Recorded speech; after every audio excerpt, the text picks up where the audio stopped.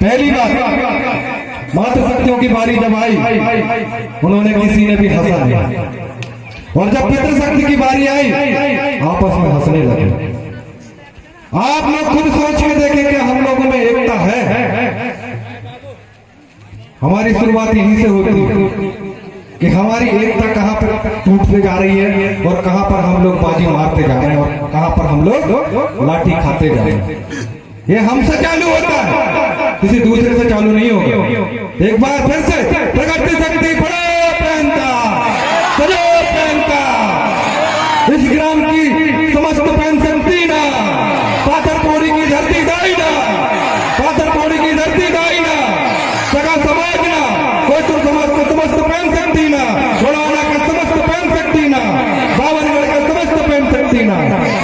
बहुत बहुत धन्यवाद साथियों, जो आप सभी ने मिलजुल कर मेरा भरपूर सहयोग दिया। साथियों, सर्वप्रथम गौड़वाला की स्थल चल रहा पाथरपौड़ी की पावन भूमिया की माटी का नतमस्तक करते हुए परम शक्ति फड़ा पहन के चरणों में अखिलेश मंच को लेकर सादर सादर सेवा जवाहर पहुंचे।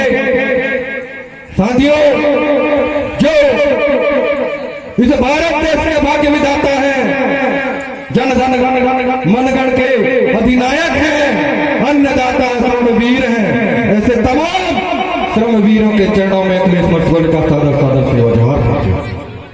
मातृशक्तियों, आप लोगों ने जो हम जैसे नौजवान शंकर साह, रघुनाथ साह, तात्याबीर, सिद्धो कानो, तांडवेरो, बाबूराव सेठ मांगे, ऐसे तमाम आदिवासी सूरवीरों को जो आप लोगों ने जन्म दिया, ऐसे मातृशक्तियों के चरणों में अखिलेश मरसूरी का सादर सादर सेवा जवाहर पहुंचा।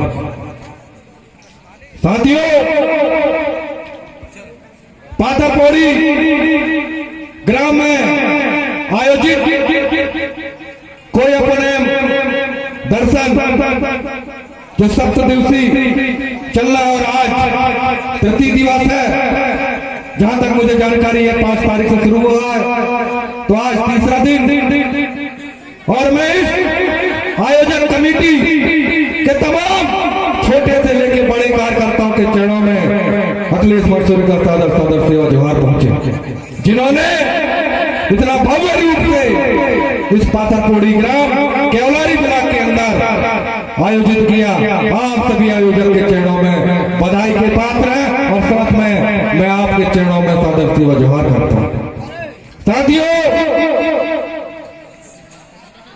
जो मंच में विराजमान सम्माननीय भट्टी साहब एवं समस्त मंच में आसीन जो गौड़वाला का जो कारवा है, कोयापुलन की जो गाता है, जिन्हें दिन रात अपने अथक परिश्रम से जन जन तक पहुंचाने में अथक परिश्रम करने वाले ऐसे सभी सच्चे सपूतों के चरणों में अखिलेश मरसूरी का सादर सादर सेवा जवाहर पहुंचा। साथियों,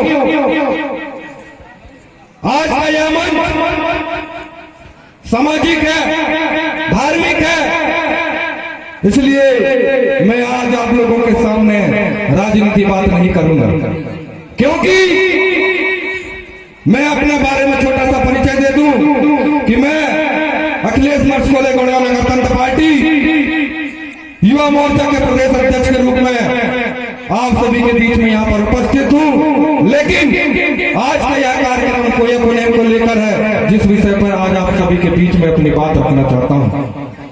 यदि मेरी किसी बात पर आप लोगों को त्रुटि हो या गलत बोलता हूँ, तो आप लोगों से निवेदन है कि मेरा विरोध करने से पहले इस बात पे आप लोग गौर करें और इस बात को और बेहतर तरीके से आप समझा सकें, ऐसी आपसे मैं अपेक्षा करता हूँ, विनती करता हूँ, प्रार्थना करता हूँ।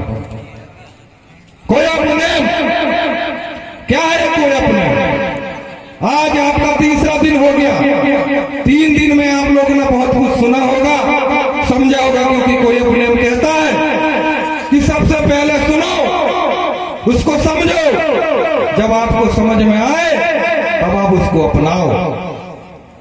लेकिन हम लोग देखते जा रहे हैं हमारे जीवनचर्या में, हम लोग बिना देखे, बिना महसूस करे, बिना समझे किसी भी चीज को मान जाते हैं। ऐसा होता है कि नहीं होता आपके दिन में? होता है ना। मैं यहाँ पर भाषण देने नहीं आया हूँ, मैं आप लोगों के बीच में तालमेल करना चाहता हूँ, बातचीत करना चाहता हूँ। क्योंकि गोया पुलेम, आज हम बात करते हैं इस पीले पगड़ी की। बहुत सी जगह यहाँ पर देखो, पूरे आसपास में प्रांगण में पीले पगड़ी यहाँ पर दिखाई दे रहा है। जब हमारे पास ये पीला पगड़ी है, क्यों पहनते हैं? क्या है इसका उद्देश्य और क्या है इस पीले रंग का कोया पुलेम में उद्देश्य? आप लोगों ने सुना होगा इस कोया पुलेम की गाथा में। इस पीले गमछे को हम लोग क्यों धारण करें, ये हमारे पास जानकारी होना चाहिए। यदि मैं बात करता हूं कि आप लोगों ने भगवा रंग का गमछा धारण किया है, क्यों किया, क्या है इसके उद्देश्य? और ये बाकी लोगों ने जो गौड़ समाज है, कोई दूर समाज है, ये पीले रंग के गमछे लेके क्यों आए हैं? ये आपसे प्रश्न उठता है। आपको पता होना चाहिए, आपको जानकारी होना चाहिए। क्योंकि आपके पास जानकारी नहीं होता तो अदर व्यक्ति आप लोगों के बीच में आकर आपको दबाने की कोशिश करता, क्योंकि आपको जानकारी नहीं। यदि हमारे पास जानकारी होगी तभी तो हम दूसरे को बता पाएंगे ना। तो पीला गमछा, इस पीले गमछे को हम क्यों धारण करते हैं, ये हमारे समाज के लिए बहुत गौरव का विषय है कि हम लोग, क्योंकि आप लोगों ने सुना होगा कि जितने भी कोई कुल समाज है बहुत दूर दूर तक बसे हुए हैं पूरे गोंडवाना भूभाग में, और इस पीले गमछे को पूरे गोंडवाना समाज ने इसको धारण किया हुआ है। इसकी विशेषता यह है कि गोंडवाना समाज, कोयतुर समाज, आदिवासी समाज प्रकृति की पूजा। क्या आप लोग मानते हैं कि प्रकृति की पूजा हम लोग करते हैं? कितने लोग मानते हैं? हाथ उठाइए जरा। कोई नहीं करता, कोई नहीं करता ना प्रकृति की पूजा, या कोई नहीं मानता। चलो मैं आपसे प्रश्न उठाता हूं कि यदि इस पूरे ब्रह्मांड में जिस तत्व के माध्यम से आप लोग यहाँ पर सांस ले रहे बैठे हो, उन्हीं 5 तत्वों में से यदि एक तत्व को हम निकाल दें तो क्या आपका जीना संभव है? यदि आपको वायु नहीं मिलेगा तो आपका जीना संभव है? सोच के देखिए। यदि आपको वायु नहीं मिलेगा तो हम सांस नहीं ले पाएंगे, ठीक है ना। यही 5 तत्व मिलकर पूरे शक्ति को बनाया हुआ है। इस 5 शक्ति में हम लोग सभी लोग सम्मिलित हैं। यही तो प्रकृति की देन है, जो 5 तत्वों में हम लोग मिले हैं, 5 तत्वों में हम लोग बटे हैं। क्योंकि हमें आग की भी महसूस होती है। आप लोगों ने सुना होगा, शायद मैं भी उधर गया नहीं हूँ, फटाफेंटाना में, वहां पर 5 कलश जले हुए होंगे, शायद जले ना, 5 कलश जले हैं। मैं आपसे पूछता हूँ 5 कलश क्यों जले हैं? 4 क्यों नहीं है? 3 क्यों नहीं है? 1 क्यों नहीं है? 5 ही क्यों जलाए? क्या है उसकी विशेषता? मैं आपसे प्रश्न इसलिए कर रहा हूं क्योंकि यहाँ पर आज 3 दिन हो चुके हैं और मेरा उद्देश्य यह है पूछने का, क्योंकि हम लोग यहाँ पर मनोरंजन करने नहीं आए, यहाँ पर हम लोग कुछ सीखने आए हैं, कुछ जानने आए हैं। यदि आप लोग जानोगे तो आप अपने घर में जाकर अपने पड़ोसी को बताओगे, अपने घर परिवार को बताओगे कि हम वहां पर गए थे और हमने हमारे समाज और इतिहास और संस्कृति के बारे में जाना। आप अपने नाती को बताओगे, आप अपने बेटे को बताओगे, बेटी को बताओगे कि हमारा समाज ये है, हमारा इतिहास ये है। जानना जरूरी है। क्यों जरूरी है ये आप लोग खुद सोचें। क्योंकि पहले जब हमारे बीच में मर्डरिंग हुआ करता था, शादी हुआ करता था, हम लोग किसी भी लोगों के साथ शादी कर लेते थे। यदि कोई उइके है तो हम तेकाम के साथ शादी कर लेते थे, भलाई वो 6 देव वाले हो या वो भी 6 देव वाले हो, अलग अलग गोत्र तो है। ऐसा होता था पहले, लेकिन धीरे धीरे धीरे धीरे जब कोया पुलेम का विस्तार हुआ, हमारे धर्माचार्य सोहनशाह पंद्रे जी के माध्यम से, ऐसे तमाम भूमिकाओं के माध्यम से जब जानकारी धीरे धीरे निकली और आचार्य मोती रावण कंगाली के माध्यम से जो पुस्तक लिखा गया, उस पुस्तक के माध्यम से लोगों तक पहुंचा और यह जानकारी पहुंची तब हमें जानकारी मिली कि हमारा इतिहास ये है, हमारा संस्कृति ये है, हम उनके और के काम के बीच में शादी नहीं कर सकते, ये हमारा इतिहास है कि नहीं? क्योंकि इंदौर की रहने वाली गोंडवाना लेखिका तिरुमाई सुशीला दुर्वे जी कहती हैं, यदि एक ही गोत्र में और एक ही देव में यदि हम लोग शादी करते हैं तो उनकी आने वाली पीढ़ी या तो शारीरिक रूप से प्रताड़ित होगी या मानसिक रूप से कमजोर होगी। ये उन्होंने भी नहीं कहा, ये किसने कहा? जिस गाथा को हम लोग यहाँ पर 3 दिवस हो गए आज सुन रहे हैं, उस गाथा को आदि मुठवा पहाड़ी पारी कुपार लिंगों ने कहा है। जो व्यवस्था हम लोग यहाँ पर चला रहे हैं, जो व्यवस्था हम लोग जन्म संस्कार से लेके विवाह संस्कार से लेके मृत्यु संस्कार तक हम लोग करते हैं, वही संस्कार हमारे तीनों संस्कार हमारे पुनेम में समावेश हैं।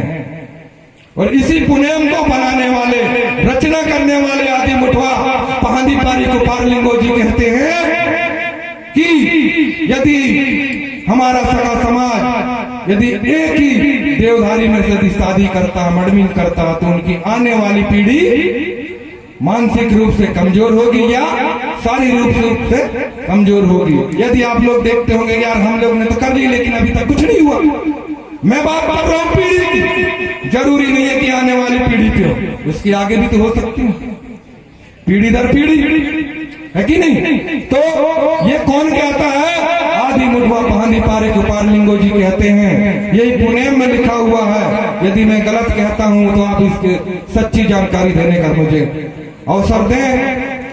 बात मैं धीरे धीरे आगे बढ़ाता हूं क्योंकि मैं रोक दिया था इस पीले गमछे के बारे में बताने के लिए कि ये पीला गमछा प्रकृति से कैसा जुड़ा हुआ। हम लोग यदि हम लोग यहाँ पर जीवित हैं, हमारे 3 प्रकार के संस्कार होते हैं। पहला जब जन्म होते हैं, कोई भी शिशु जन्म होता है तो उसका जन्म संस्कार मनाया जाता है। इसके बाद जब वो युवा अवस्था में आता है तो उसका विवाह किया जाता है। और तीसरा होता है जब उसकी मृत्यु हो जाती है तब मृत्यु संस्कार उसके कार्यक्रम में किया जाता है। कुंडा मिलान किया जाता है, सीता मिलान किया जाता है, हवन हुवन जो भी अपने क्षेत्र में बोला जाती है जो भाषा में वो कार्यक्रम होता है। तो इन तीनों कार्यक्रमों में आप लोगों ने देखा होगा एक चीज कॉमन है, मैं नई चीज नहीं बता रहा, आप लोगों के बीच आप खुद करते आ रहे हैं। एक चीज कॉमन है इन तीनों संस्कार में, हम किसका यूज करते हैं, किसका उपयोग करते हैं? हल्दी का उपयोग करते हैं। करते हैं कि नहीं करते? आप लोग खुद सोचिए। जब हम लोग चौक पूरते हैं उसमें हल्दी का उपयोग होता है। जब चौक पूरते हैं तो उसमें हल्दी का उपयोग होता है, इसका मतलब पीला रंग का उपयोग होता है। और हल्दी क्या है? प्राकृतिक चीज है। और वही कलर हम लोग यहाँ पर आज धारण करे हुए, ये हमारे बहुत गौरवशाली बात है कि आज हम लोग इस प्रकृति को धारण करे हुए। एक बार जोरदार आदि मुठवा पहाड़ी पारी कुपार लिंगों के लिए मैं ताली बजवाना चाहता हूँ और नारा लगवाना चाहता हूँ, जिन्होंने हमारे कोयतुर समाज को इतनी बड़ी देन हम लोगों के बीच में रखा, रचना किया। एक बार जोर से आदि मुठवा पहाड़ी पारी कुपार लिंगो बाबाना, आदि मुठवा पहाड़ी पारी कुपार लिंगो बाबाना। सेवा सेवा। अब मैं बात करता हूं, यही सेवा की बात करता हूं। मैं संक्षिप्त में बात करता हूं, यदि माफी चाहता हूं ज्यादा बोल दूं तो। मैं सेवा की बात करता हूं। सेवा का मतलब होता है हम लोग सेवा सेवा का जब नारा लगाते हैं, हम दूसरे से जब भेंट करते हैं या किसी व्यक्ति से मिलते हैं तो जब हम जय सेवा बोलते हैं, सेवा जवाब करते हैं, सेवा सेवा करते हैं। लेकिन इस सेवा का जो मूल मंत्र होता है, जब कोई व्यक्ति जब इस दुनिया को छोड़ कर जाता है तब आप उसके मुंह को देखिएगा। जब आप उसके मुंह को देखोगे तो उसका मुंह खुला हुआ मिलेगा, तो आप समझ लेना कि वो क्या बोल के गया है, सेवा बोल के गया। आप लोग खुद सोच कर देखिए, सेवा बोलोगे तो आपका मुंह खुल जाएगा, वहां में सेवा खुला। वैसे ही हम लोग सेवा सेवा का नारा लगाते हैं तो ऐसे मुट्ठी बांधते हैं, तो हमारा अंगूठा कैसा होना चाहिए? अंदर होना चाहिए। बहुत से ऐसे करके लगा लेते हैं। मैं यहाँ पर कुछ संदेश देने के लिए आया हूँ, आप लोगों से समय मांगा हूँ, संदेश देने के लिए आया हूँ कि हम सीख सकें कुछ और आगे लोगों को और सिखा सकें। तो अंगूठा ऐसे अंदर होगा और 4 उंगली ऐसे कैसे बंद होगा। इस तरीके से हम लोग सेवा सेवा का नारा लगाएंगे और यही बात जो मैं आप लोगों के बीच में रख रहा हूं, वही बात आचार्य सोहन साहब बंद्रे जी, इनसे पहले भी मेरी मुलाकात हो चुकी है, वो मुझे बाखूबी जानते हैं। वो भी आप लोगों को यही सिखाएंगे कि अंगूठा अंदर होगा और 4 उंगली बाहर से बंद होगा। इस तरीके से हम लोग सेवा सेवा का नारा लगाते हैं। अब ये पूछते हैं कि हम लोग ऐसे क्यों करते हैं, अंगूठा भी ऐसे क्यों नहीं कर सकते? इसका भी रीजन है। रीजन ऐसे है कि ये भी अभी प्रकृति से जुड़ा हुआ है, प्रकृति से ये भी जुड़ा हुआ है।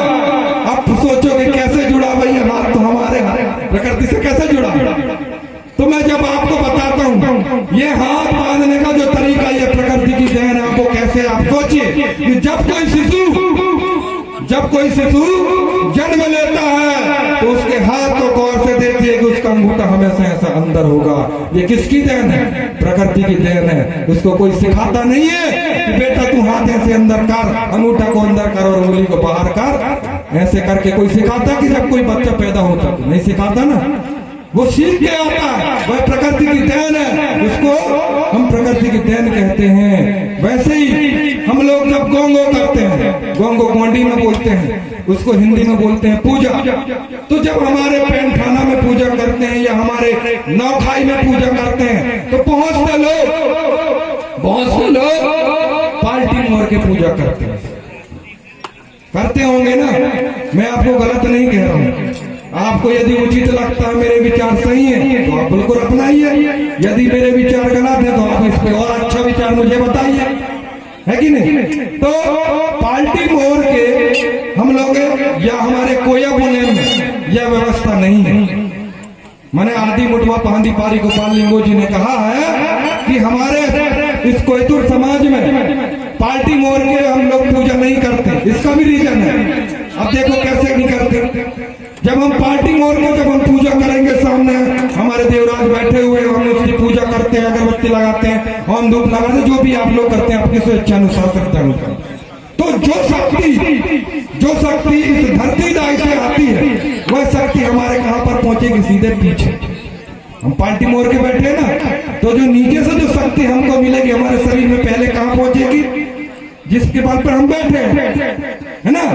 अब बात करते हैं कि सही तरीका क्या है कि जब भी हम पूजा पाठ करते हैं, हमारे पैंडल की पूजा करते हैं, तो हम लोग उखरे बैठ के पूजा करना चाहिए। जो पंजे रहते हैं हमारे पंजे नीचे रहना चाहिए और उखरे जो हम बैठते हैं वो उस तरीके से हम लोग पूजा पाठ करें। तो हमारे पैन शक्ति द्वारा इस धरती दाई के माध्यम से जहाँ पर हम लोग विराजमान है, जहाँ पर हम लोग बैठे, उसके माध्यम से जो शक्ति हमको मिलेगी वो सीधे पैर से लेके ऊपर तक हमको शक्ति मिलेगी, जो हमारे पूरे शरीर में धारण करेगी। अब बात करता हूँ उखरे बैठ के क्यों करना चाहिए?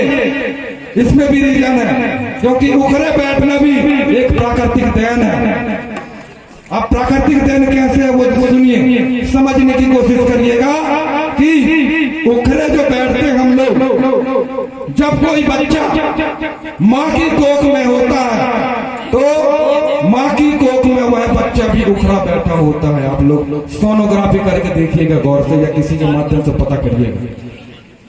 गलत तो नहीं कह रहा हूं ना कि माँ की कोख में जब बच्चा होता है, हम लोग भी माँ की कोख से पैदा हुए हैं, माँ की कोख में जो बच्चा होता है वो भी उखरा बैठा होता है। वह एक प्राकृतिक देन है, क्योंकि उस बच्चे को कोई सिखाता नहीं है उस समय, लेकिन वह एक प्राकृतिक देन है, प्राकृतिक दृश्य है जो उखरी बैठता है। और वह बच्चा जब जन्म लेता है तब भी वह उखरा होता है। यदि वो पार्टी मोड़ ले तो उसका जन्म होना संभव नहीं है। आप सोच के देखें वैज्ञानिक रूप से, साइंटिस्टिक रूप से, यदि कोई बच्चा माँ की गोद में पार्टी मोड़ के यदि बैठता हो तो मुझे बताइएगा। यही भी एक प्राकृतिक देन है, क्योंकि इसको तो समाज पूरे प्राकृतिक से जुड़ा हुआ है, प्राकृतिक को मानता है, क्योंकि फड़ापन ऐसे निरंकार है जिनके हाथ है ना पैर है, लेकिन सर्वशक्तिमान है, सर्वशक्तिशाली है, जो हम लोगों के यहाँ पर जीवन देते हैं, सांस देने के लिए वायु देते हैं। और यदि समझ आता होगा तो मैं अपनी वाणी को विराम दे दूं, यदि आयोजक समिति से निवेदन है। तो एक चीज और संदेश देना चाहता हूं, अपनी गोत्र व्यवस्था। यहाँ पर बहुत सारे मरावी हैं, मरस्कोले हैं, उइके हैं, तिकाम है, ऐसे तमाम 750 गोत्र यहाँ पर बैठे हुए हैं। मैं आप लोगों से प्रश्न करता हूं कि आप लोगों का जो भी गोत्र है, क्या आप लोगों को जानकारी है कि आपका गोत्र कैसे बना? आप यदि उइके हो तो कैसे उइके हो? आपका सरनेम उइके क्यों है? क्या है इसकी विशेषता? ये सारी बातें आपको आचार्य सोहन साहब पंद्रे जी आपको जरूर बताएंगे। जो 11 तारीख तक यहाँ पर कोई अपने दर्शन चलेगा, उसको बिल्कुल आप लोग डेली आइए, सुनिए, समझिए और सीखिए और आगे लोगों को समझाइए। तो जो गोत्र व्यवस्था है, वह गोत्र व्यवस्था भी एक प्राकृतिक से जुड़ा हुआ है। अब प्राकृतिक से कैसे जुड़ा है? प्रत्येक एक गोत्र में 3 प्रकार के, एक होता है वनस्पति, दूसरा होता है जीव जंतु और तीसरा होता है पशु। ये तीनों मिलकर एक गोत्र को धारण करता है। यदि मैं बात करता हूं मरकाम की, तो मरकाम के लिए होता है आम का पेड़, और वह आम का पेड़ मरकाम गोत्रधारी कभी उसका नुकसान नहीं करेगा, क्योंकि मरकाम के लिए आम का पेड़ देवता के समान है। इस तरीके से, क्योंकि हमारे जो प्रशासन है, सरकार है, जैसे हम बात करते हैं सम्मानीय नरेंद्र मोदी जी का, जो कहते हैं आदिवासी जंगल को बचा सकता है, नहीं तो कोई नहीं बचा सकता। अब कैसे बचा सकता है? हमें जलाने के लिए लकड़ी भी चाहिए, कुर्सी भी चाहिए, सोने के लिए पलंग भी चाहिए, लेकिन हमें लकड़ी तो काटना पड़ेगा ना, तभी तो बना पाएंगे। अब देखो कैसे हम लोग इसको सुरक्षा भी करते हैं, साथ में इसका नुकसान भी करते हैं। तो मरकाम जो होता है वह उसका आम का पेड़ होता है, जो उसको कभी नुकसान नहीं करता, लेकिन मरकाम गोत्र को छोड़ के तमाम जितने भी गोत्र होते हैं उसको नुकसान कर सकते हैं। इस तरीके से मरकाम पेड़ की रक्षा भी कर रहा है और बाकी उसका उपयोग भी कर रहा है। इस तरीके से हम लोग ऐसे तमाम 750 गोत्र के लिए अलग अलग टोटम व्यवस्था बनाई गई। वैसे ही एक साहित्यकार है जो कछारगढ़ के पावन मंच पर बोलते थे, राजनांदगांव के BN कौरराम जी, जो कहते हैं कि एक नेताम गोत्र के लिए बहरा का जो पेड़ होता है और उसका जो एक पशु होता है वह कुत्ता होता है। कुत्ता भी हम लोग कभी कभी लात मार देते हैं। कुत्ता भी हमारे किसी न किसी गोत्र के लिए टोटल व्यवस्था में आता है। जैसे हम कछुआ की बात करते हैं, कछुआ भी किसके लिए आता है? मरस्कोले के लिए आता है। वैसे ही नांग किसके लिए आता है? नांग आता है मरावी के लिए। यदि आप लोग यहाँ से कोई मरावी बैठा होगा तो उसकी टोटम व्यवस्था में नांग आता है और नांग की पूजा करता है। इस प्रकार से बहुत सारे हैं। वैसे ही नेताम में अब कुत्ता होता है, वो कुत्ता जो